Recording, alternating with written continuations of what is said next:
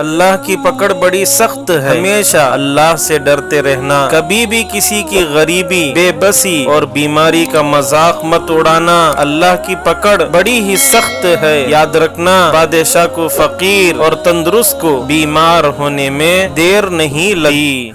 Race میں جیتنے والا گھوڑا نہیں جانتا کہ کامیابی کیا ہوتی ہے، وہ دوڑتا رہتا ہے تو صرف اپنے مالک سے ملنے والی تکلیف کی وجہ سے۔ تو آپ کبھی بھی اپنے آپ کو تکلیف میں پاؤ تو سمجھ جانا کہ تمہارا مالک خدا چاہتا ہے کہ جیت تمہاری ہی ہے۔